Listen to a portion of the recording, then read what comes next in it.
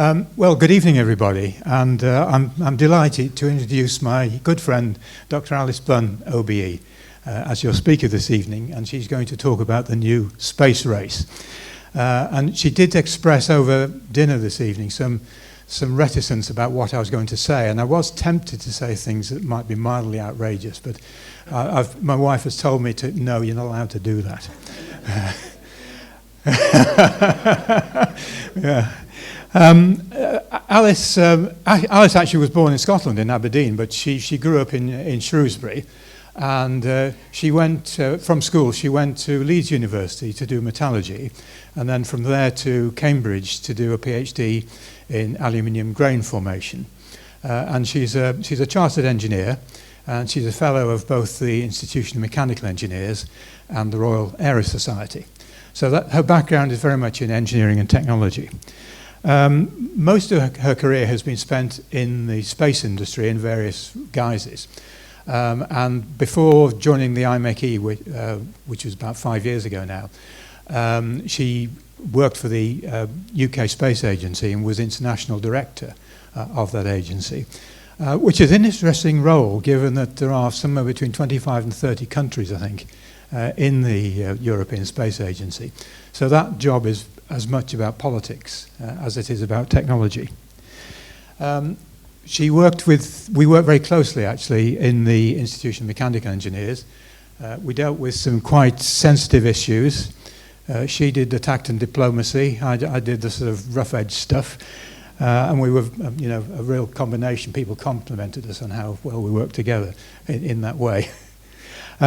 She has a number of other outside interests, and she's been the head of UK Space, which is the president of UK Space, which is the trade body for the UK space industry, as the name implies. And she has a number of other outside interests. And then in September, she's going as joint head of the UK Space Agency, so back to space again. And she has a number of other interests, which are a bit too numerous to mention.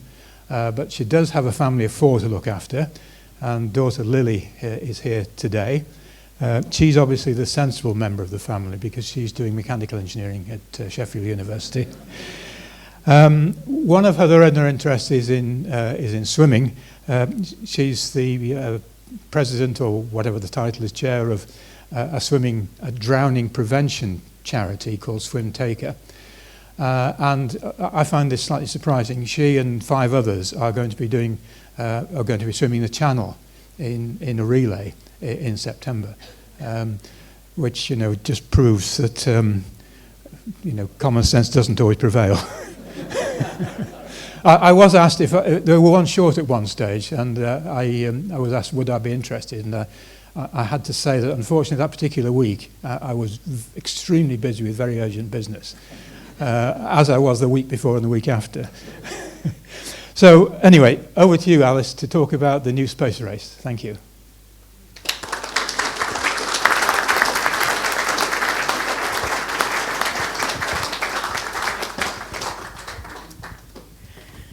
Thank you.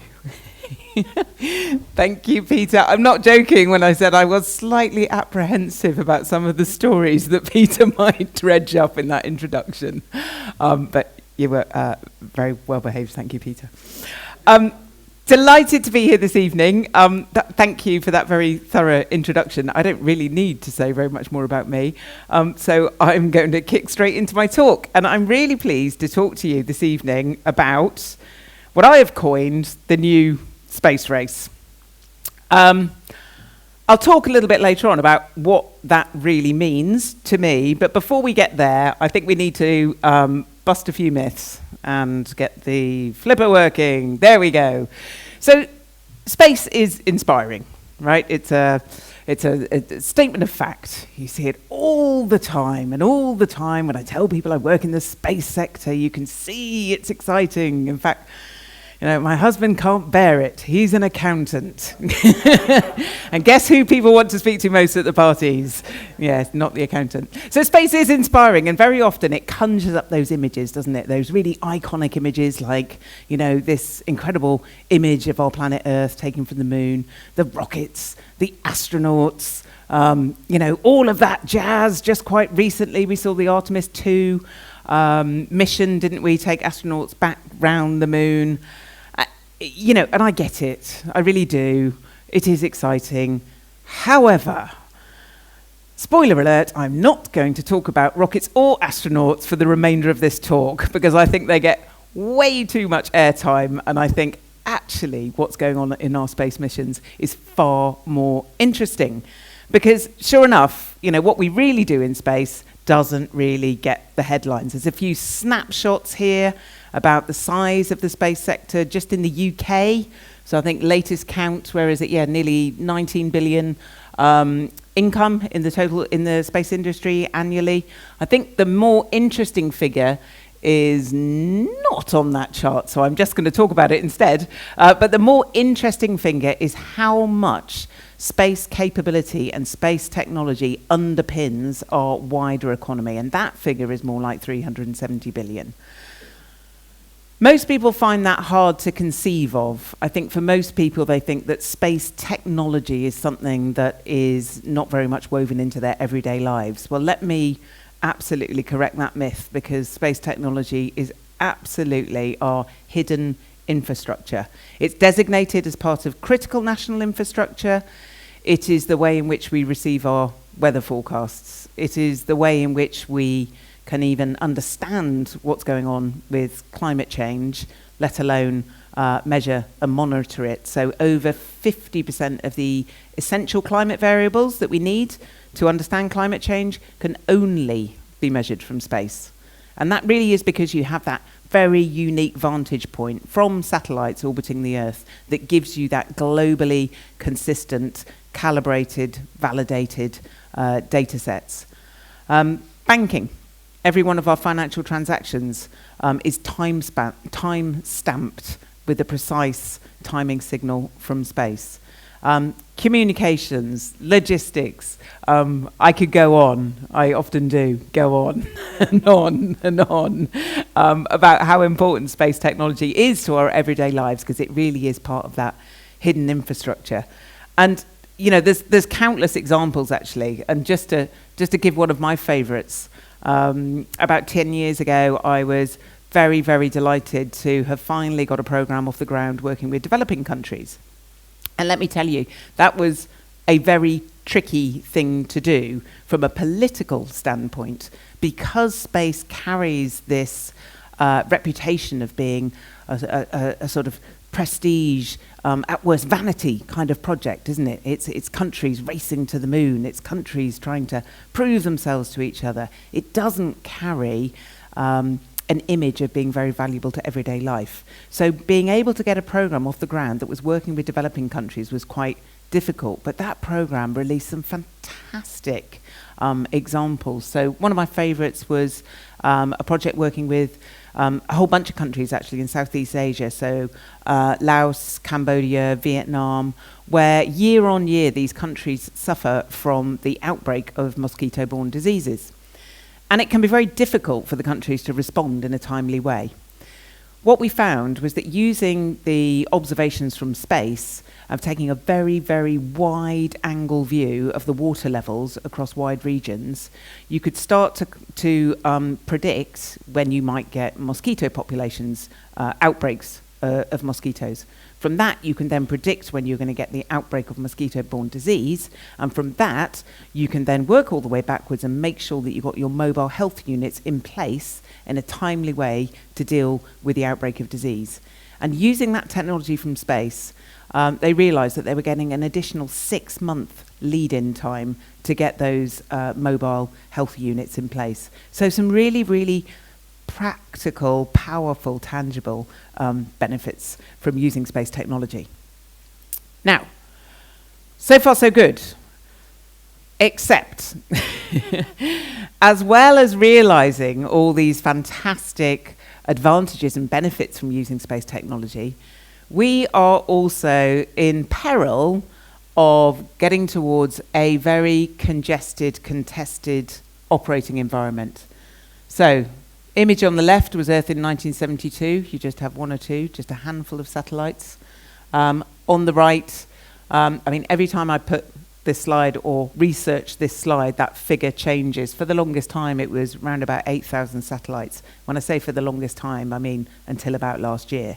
It was around about 8,000 satellites. The year before it was 5, and then it was down in the low thousands or even hundreds. But the advent of mega constellations of communication satellites has absolutely shifted this.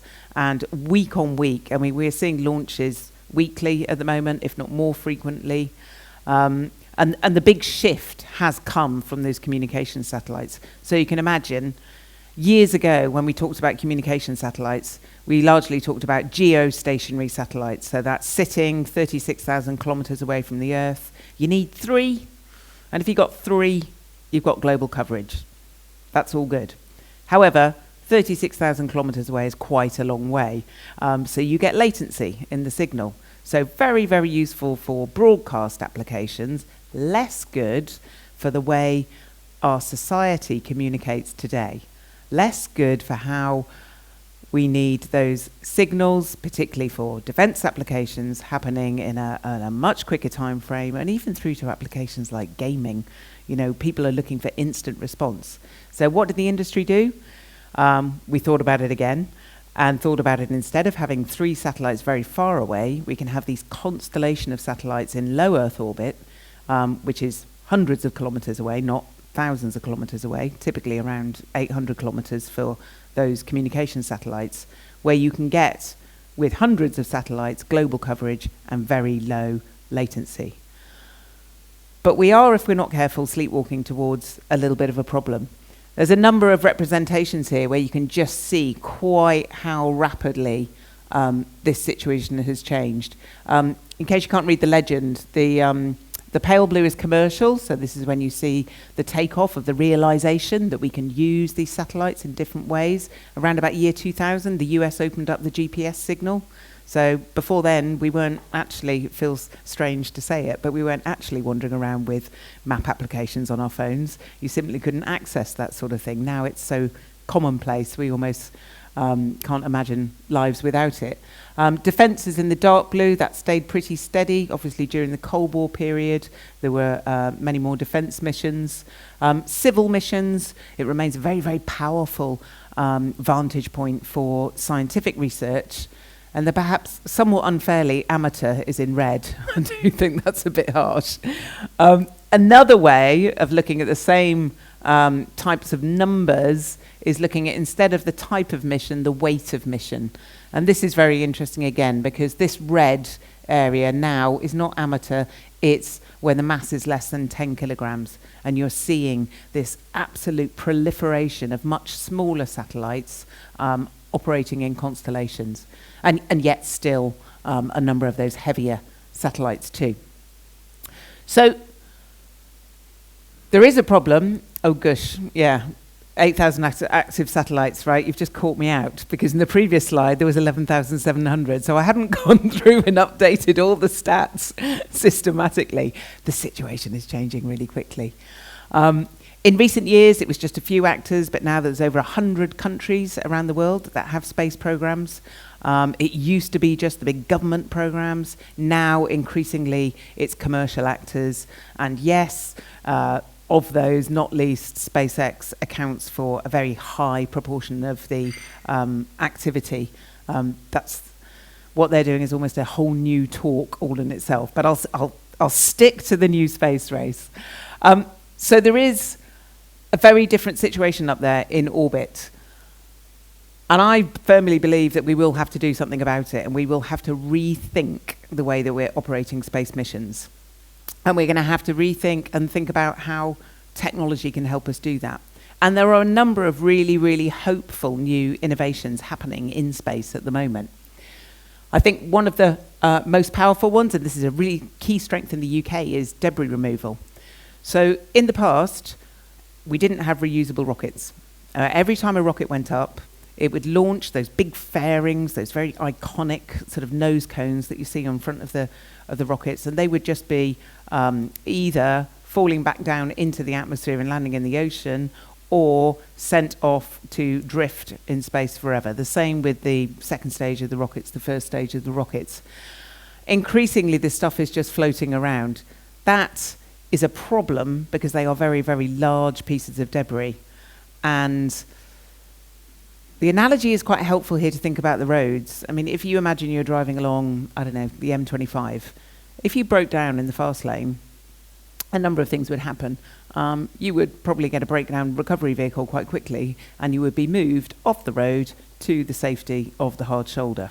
In space, none of that happens. Not only that, you'll very often not get a warning that there's an accident ahead, and the cars behind will continue travelling at the same speed.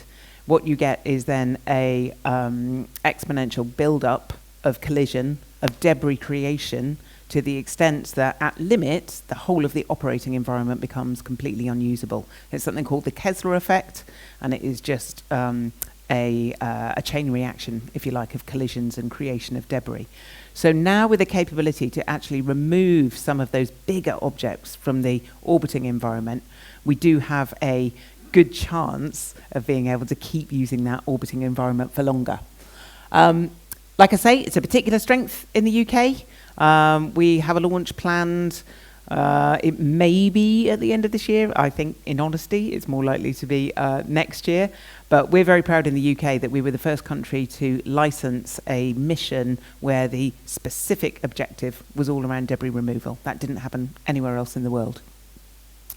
And there's various different ways that you can do this. I mean, sometimes the thing with space technology, you can assume that it's incredibly complicated. Very often, it's as simple as thinking about putting in place a mechanism which will enable your satellite or your mission to be deorbited and removed safely at the end. So now you have constellations like OneWeb with docking plates being built in, so being thought about at the design phase.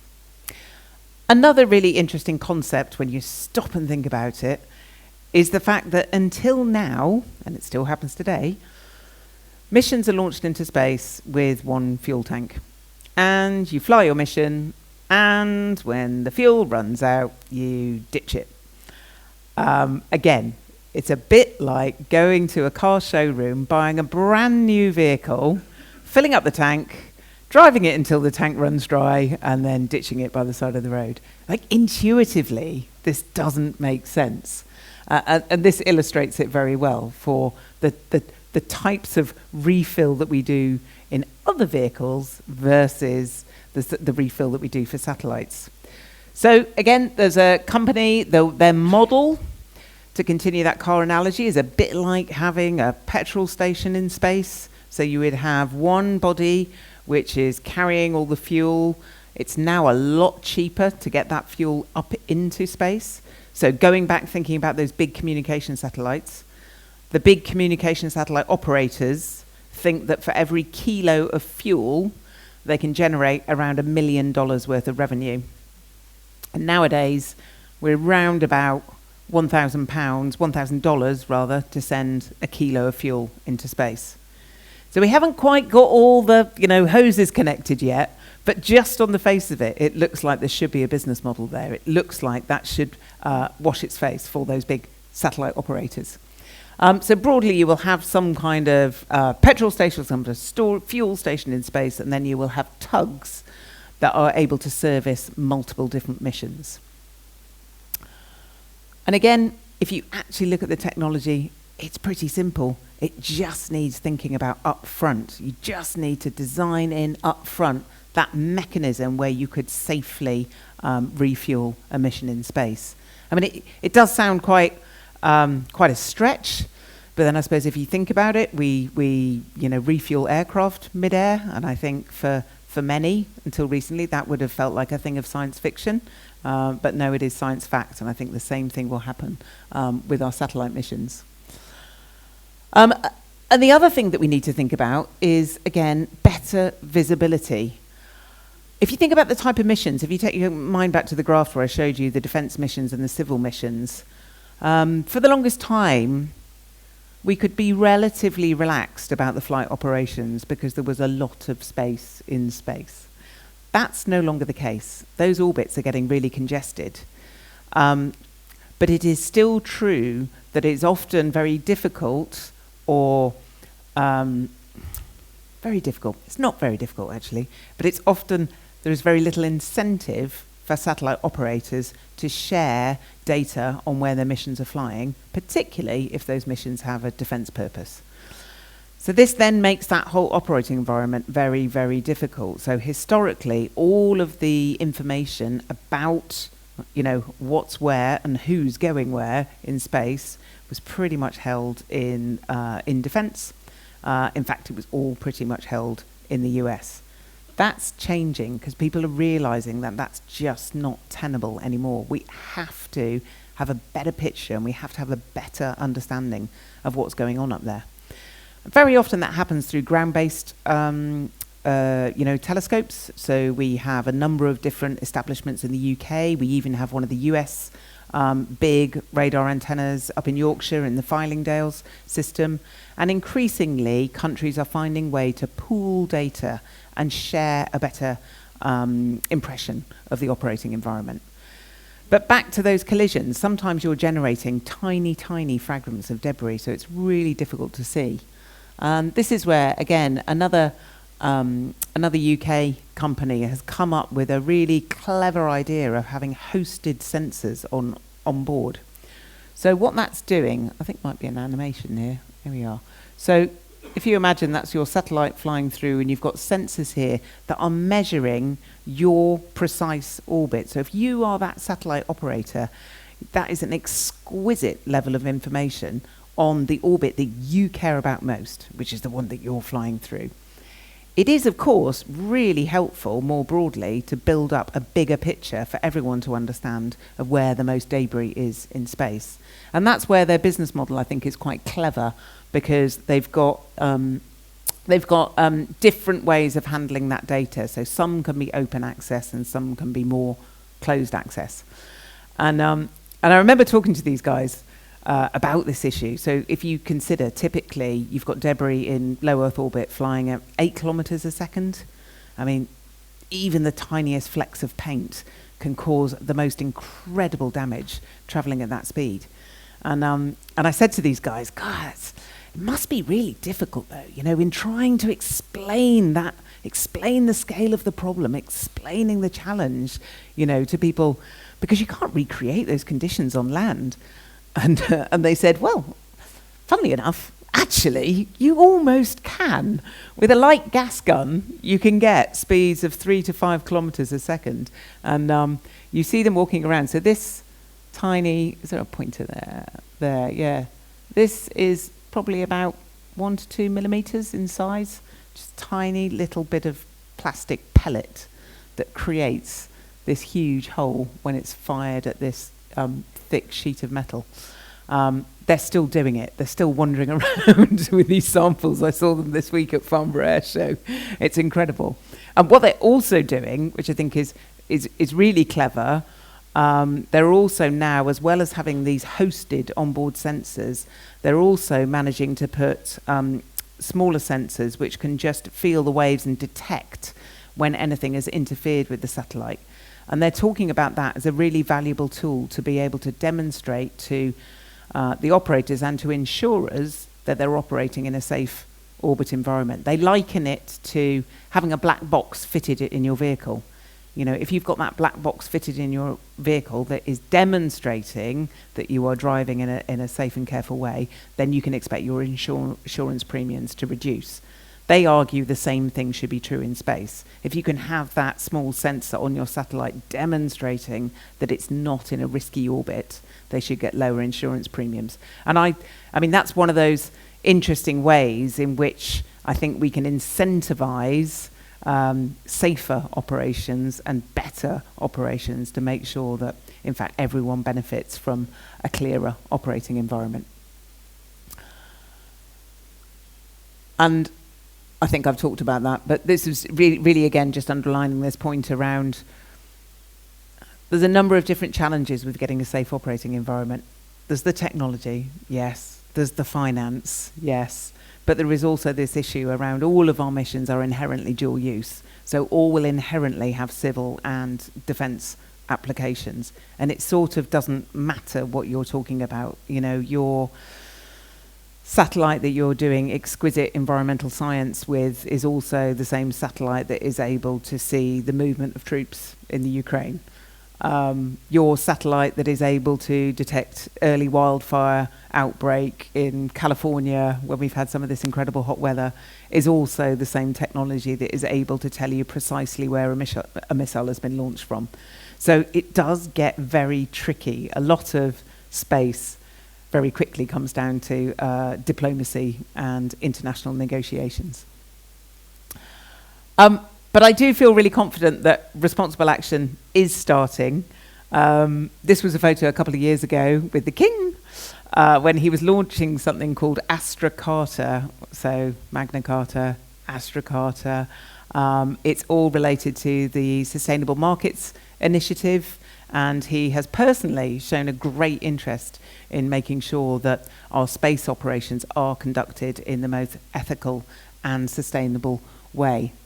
We're starting to see more incentivizing. Sometimes it's carrots, sometimes it's a stick. So recently, the US, for instance, fined one of the big satellite operators because they weren't able to remove their mission from orbit after it was beyond lifetime. And again, there's some really interesting things happening with the city around insurance markets as well.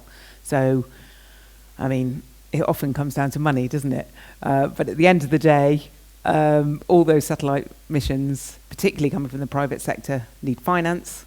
In order to get finance, they need insurance. If we can work with the insurers to make sure that it is only those very sustainable and ethical operators that are able to get insurance, then that should have a positive spin out to the wider community too. So there is definitely reason to be hopeful. But back to my sort of starting point, the new space race, I think the far more interesting new space race is not actually going back to the moon or speculating about colonizing Mars. I think the far more interesting new space race is making sure that we continue to get this enormous benefit from our space missions by ensuring that the operating environment is sustainable, to bring about a new generation of missions where reuse is normal, recycling is normal. People talk about in-orbit servicing, so fixing missions in space is normal, much in the same way as other technologies here on Earth. We've got lots of work to do, and there's more and more people entering the race, but I do feel quite optimistic that we'll get there. Thank you very much for your attention.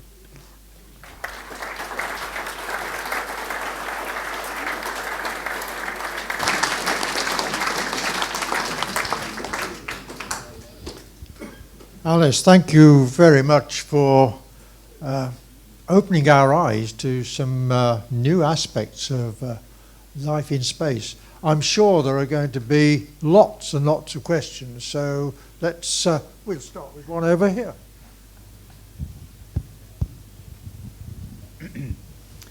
Thank you, that's a great talk. Can I ask you about solar power satellites? Do we think they're going to work, or what's going to happen? Yeah, really interesting. So most satellites are powered by solar power in any case. You might be talking about solar power generation from space, so space-based solar power. So just for others that aren't aware, we've got a very well-informed person in the audience. The concept of space-based solar power is to have a huge solar array in space, in geostationary orbit. You can get into an orbit so that your panels will always be facing the sun and retrieving sunshine. It collects this. You then transform that into a collimated microwave beam, and then you transmit that back down to the Earth where it's captured on a sort of kilometre-wide antenna, 7 kilometres, 8 kilometres wide. It sounds like a death ray. It's not a death ray. And from a physical point of view, this is entirely possible. There are no laws of physics that are broken in this concept. What's much more challenging is the engineering.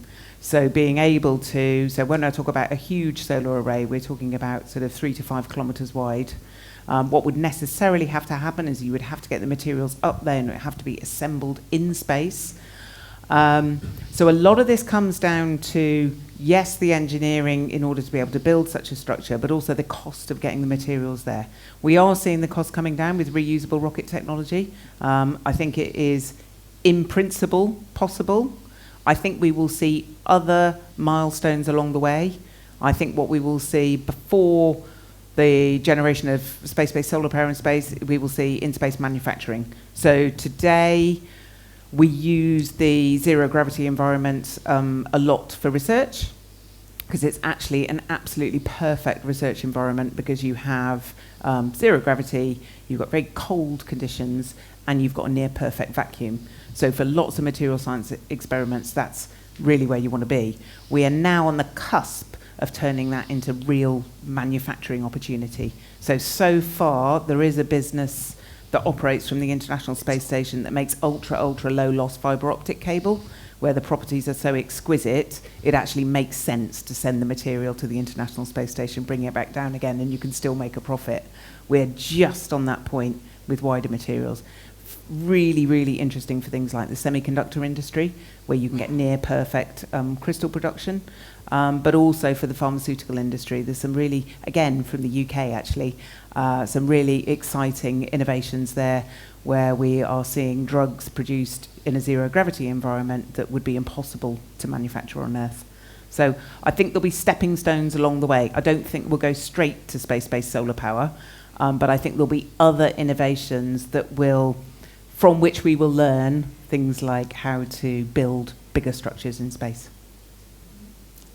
Right. David Bowman, thank you very much for a most interesting talk. Let us say China or an American commercial company wanted to launch a specific satellite for a specific purpose. Who actually approves the orbit? So there's a number of things that you would need, and there's a number of different points of approval. So for a satellite to be launched, it needs to be licensed by both the launching state and the owner of the mission itself. So that can be quite complicated. For the orbit, and in particular for the frequency, the spectrum frequency that you need, because unless you can communicate with your satellite, it's useless to you, that comes under the heading of the ITU, the International Telecommunications Union, which is part of the World Radio Conference. What I would say is there is a lot of good international intent, but if you have a bad actor that wants to put a satellite up where the hell it wants to put a satellite up, there's often very little you can do about that. We have a similar, we haven't seen one for a few years, but the 4 countries, so Russia, China, US and India, have all also done anti-satellite testing. So they've demonstrated that they can blow up their own satellite. Why would you want to do that? Well, it's a show of force. Because if you can demonstrate you can blow up your own satellite, you can demonstrate you can blow up someone else's. Highly unhelpful from the point of view of debris creation. And again, there is an international consensus that this is the wrong thing to do. 4 countries have done it. So it's a really good question. It's a really, the legal perspectives are an absolute minefield. I hate to mention Elon Musk, but and the moon, but he's been talking about putting data centers on the moon. I mean, how realistic is that? Yeah, data centers on the moon. I really don't know why you would want to put data centers on the moon. So I'm going to break this down into 3 different ways. So what happens already is quite a lot of data processing happens on the satellite itself, right? So you have these incredible capable satellites that are imaging usually or sending vast amounts of data down. That creates a bottleneck. So increasingly satellites are doing a lot of on-orbit processing themselves, so they're sending packets of information rather than huge volumes of data. What I think will happen in short order, and there's already some companies out there doing that, is sending data centers to fly in tandem with some of these satellite missions. And often, I think particularly for defense purposes, you might get data centers that are taking, reconnaissance information from here, communications information from here, position, navigation, timing information from somewhere else, and putting it all together into an information package that is then you can act on immediately. And some of that's happening already. There is speculation that we would put these big orbital data centers in space to do some of the heavy lift of the data processing that we need for AI here on Earth. I think that's a lot further off, and it's a lot more complicated as well. But I think, some elements happening already. Now, as opposed to data centers on the moon's actually really not a great environment. The orbit environment is fabulous, right? Because it's vacuum, it's microgravity, it's cold. The moon's a bit rubbish for all of that. It's not no gravity. It's got a bit of gravity. It's really dusty. It's got, this vile, sharp dust flying around. So I think for the really exquisite technology, it's quite difficult to do that stuff from the moon. So I think we'll see data centers. We are already seeing data centers in the orbital environment much sooner than we'll see them on the moon. Hello. When items deorbit and burn up in the atmosphere with friction, chemicals are released, presumably, and one of which, I think, is if aluminium burns, does it release halides into the atmosphere? And it interferes with the ozone layer, maybe? So what mitigations are being put to stop these chemicals interfering with the atmosphere, basically? Yeah, it may well be, and it's a brilliant question. In fact, I would say the space sector has only woken up to this relatively recently. It felt like the easiest thing to do to have these things burn up and, no harm done. In fact, we're realizing that this process of ablation actually can create potentially some damaging consequences to the atmosphere around the Earth. I can't really say any more than that. It is a relatively new appreciation. I know the UK Space Agency is funding research into that area. For me, it's another reason why we will be much better off focusing our efforts on reuse, refueling, making sure that we don't have this sort of throwaway culture of our satellite missions, and we can use that infrastructure more in the same way that we do, here on Earth. It's being looked at, though, is it? It is being looked at, yeah. It is being looked at. I mean, the alternative that people talk about is pushing out. So instead of pushing down and burn up, you push out to these things called graveyard orbits. All right, they're not today getting in the way of anything, but again, it feels a bit short-termist as a strategy. So my money would be on making sure that we can get more lifetime out of the satellites and need to put less infrastructure up and down there generally. Okay, thank you. Hi, thank you for a great talk. I'm fascinated. Who are all these amateurs I know. sending up satellites? I know, it's really rude, isn't it? I think normally they will be talking about university projects and CubeSats. So CubeSats these days can be sort of the size of a shoebox. And quite often universities will have projects where they can teach the basics of what you need to get a satellite mission operating, and there you can then take that knowledge on into the industry and perhaps build a satellite which is more capable. So there's sort of demonstration satellites or educational I mean, there's a lot out there. There's programs for secondary schools doing CANSATs where you're teaching the rudimentaries of satellite technology through missions that are actually getting launched into space. Thank you. They very often find themselves on the maiden voyage of new rockets. Right. Hi, yes, thank you for a great talk. Presumably the Kessler effect has been modelled. How adjacent are we to the thresholds? It has been modelled, and it's really interesting. There isn't a single answer on this. Some people feel that we're getting very close. Some people feel we're very, very far away. I think we're not panicking yet. Part of the solution will be better space domain awareness. So at the moment, we require satellites to be, a number of kilometres away from each other. I think that's not what we do on the Earth, when we drive our vehicles.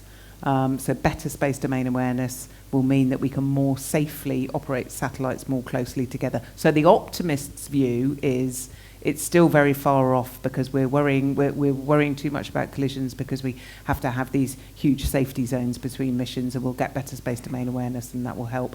In reality, the pessimist view is the Kessler effect would probably need 6 anti-satellite attacks, and that would probably be enough. So it will be an act of war that is likely to see the Kessler effect. And I think at that stage it is undeniably an act of war rather than anything else. We see, interesting, is that the right word? We see a lot of that kind of activity in space. So for instance, the first strike in the Ukraine war was not in the Donbass region, it was on the Ukrainian communication satellite system. But very often people will attack satellites through things like electromagnetic pulses, so you disable the satellite, but you don't blow up and create the debris. But if someone were to do that, and the estimate is you'd probably need to do it about 6 times, you would be in a Kessler effect. Very good. I think we've got time for 2 more questions.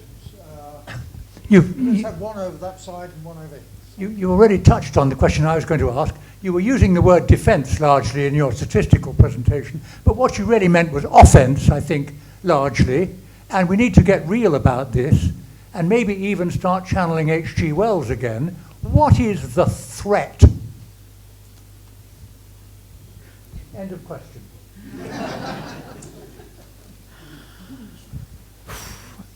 The threat is our adversaries rendering our satellites useless. So electromagnetic pulses is the most likely threat to our infrastructure. And nowadays, if you can take out, your adversary's ability to communicate, you take out their navigation ability, you take out their reconnaissance, the surveillance capability. It's believed to be the essential capability for warfare these days.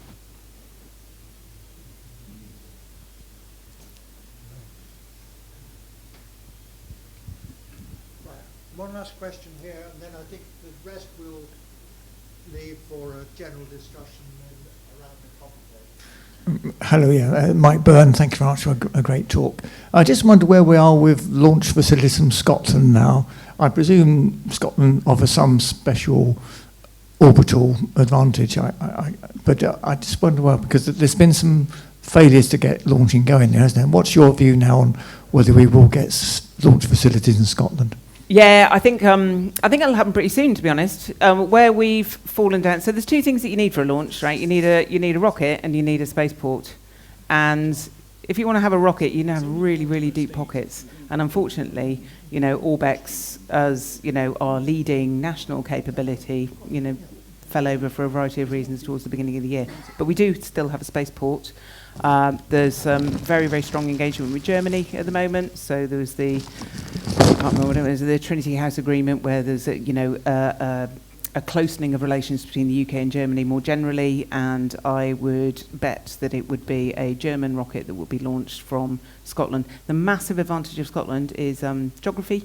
So when you're looking to license a spaceport, it's all about the safety case, and you've got clear line, upwind and downwind of the launch facility. We've got a tricky conversation with Iceland still, where the previous Icelandic government signed an agreement and they seem to have forgotten. But providing we can get safely over Iceland, it's pretty good. It is also interesting because from a sort of tactical point of view, a launch from Scotland, I think, is likely to become more strategically significant in the coming years. It will give you access to a number of different orbits, but it is very, very well placed for a sun-synchronous orbit, which is where you get particularly good surveillance over the poles. So as we see the Arctic in particular and the Antarctic regions, I think, become more strategically significant, it will be more important to have satellite capability over those areas. But I do think it'll happen. Whether it'll happen right first time, I doubt. I mean, typically they don't. It's terrible. We all wring our hands and claim it's a disaster, but the same thing happening in the US, and they claim it's an absolute victory because the first little bit worked. They don't worry that it blew up, seconds later. So I think it will happen. and I think it will happen this year. It will be a test launch, though, so we might not test the whole getting to orbit bit, but we will test some of it. I've been reminded that we actually have got time in hand, so let's have a few more questions. So, some hands? Right.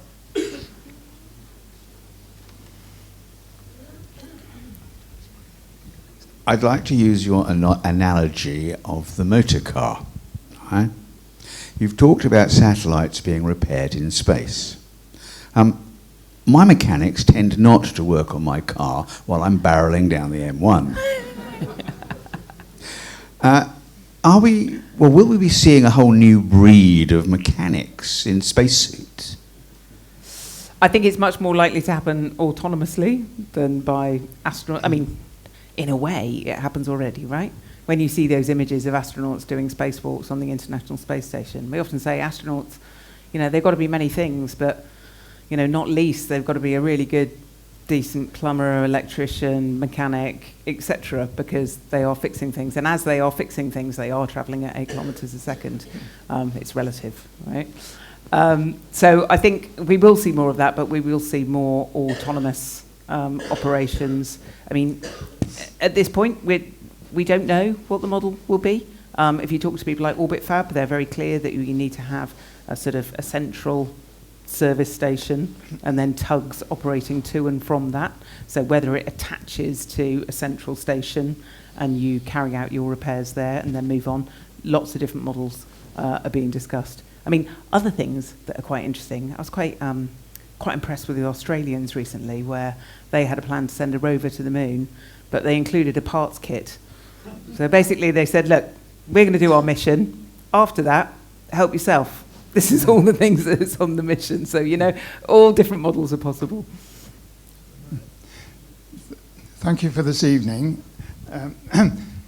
It's very difficult to get universal acceptance about climate change. How easy is it going to be to get some universal regulation for space exploration? I think it's going to be very, very hard indeed. No way of cutting it. There isn't, formally, the UN still forms those frameworks for agreements, but the reality is people have veered away from that left, right, and centre. So I was talking earlier, in 2016, under the Obama administration, he passed a law that said anything that you... So there's an overarching agreement that no one can appropriate a celestial body, so no one can own a celestial body. However, if you land on the moon, dig up a bit of the moon, the Obama administration passed a law that said you then own that. So it's the analogy to fishes in the sea. No one owns the fishes in the sea until you're the fisherman that catches that fish, and then it's yours. Other countries don't abide by that at all. At the moment, we've got the Artemis Accords, which was a workaround, if you like. So the US thought they want to set up these principles of exploration, and there's no way it's going to get through the UN, because frankly, nothing very significant gets through the UN. It is usually blocked by 2 states in particular. So they tried to do this workaround, and they tried to get other countries to sign up on a bilateral basis. At the moment, they've got about 70 signatories. And it's a bit of a fudge. It sort of designates grounds. So, for instance, if you land on the moon and your purpose is scientific study, you could claim that no one else can get within maybe 1 kilometre of your study site, because they would generate dust that would interfere with your, precious scientific instruments, etc. A more cynical view of that is that you could go to one of the parts of the moon that is the sort of prime real estate and claim to be doing scientific experiments and make sure that no one else gets a look in at all.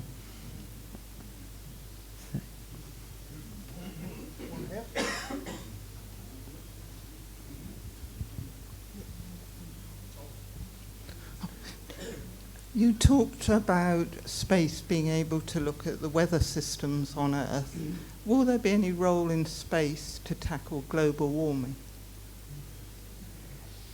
So the primary role, and I mentioned it briefly, but the primary role of space is in gathering the data and gathering the evidence of what is happening with climate warming. And the the huge advantage of space is that it is the vantage point when you look down and you can take those globally consistent, calibrated, validated measurements. It is true that over 50% of those essential climate variables can only be measured from space. So the short answer is we can't possibly tackle global warming without space capability, because we can't be confident of what's happening with the global warming of the planet. Brilliant talk, thank you.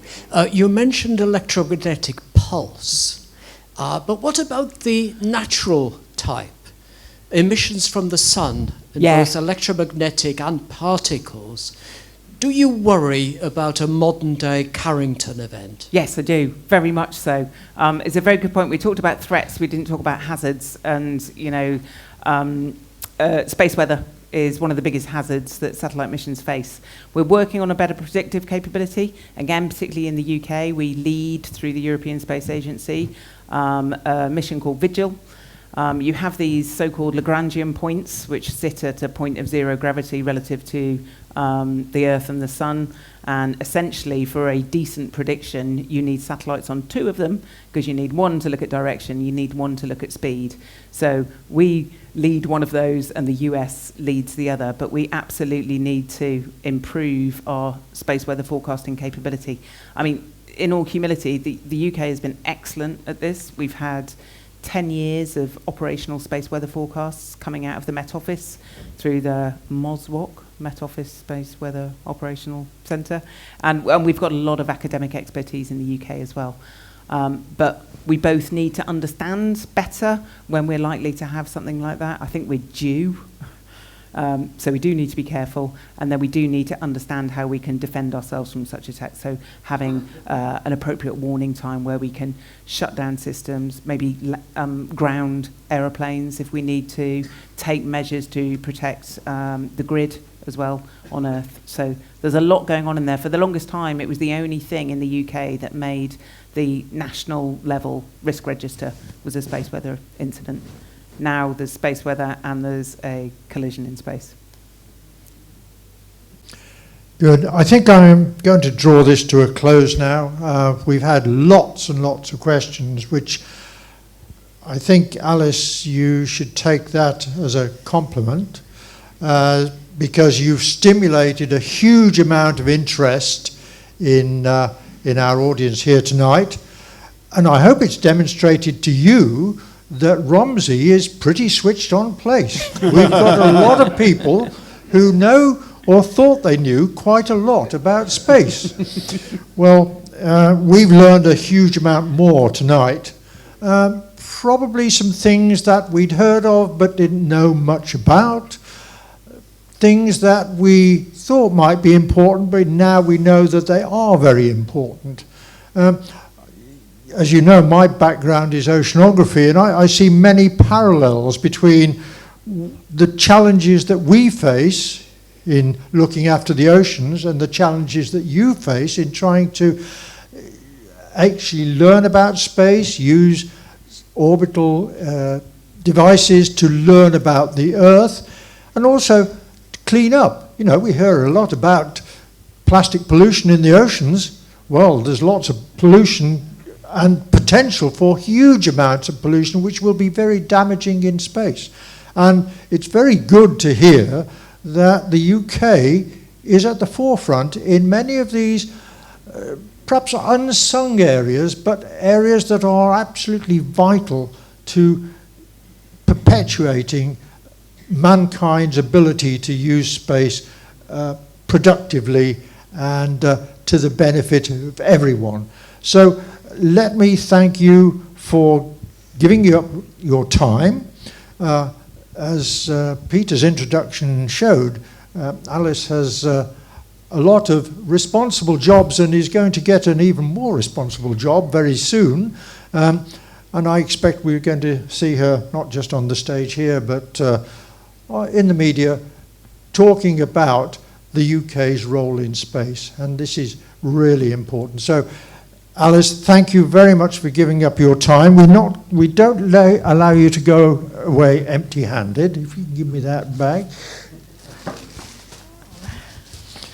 This is not space debris. This is something useful.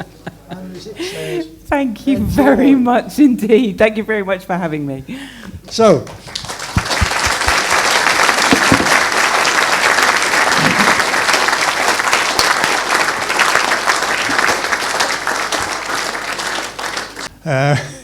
oh gosh, there's a very bright light there, so I'll move over here if you don't mind.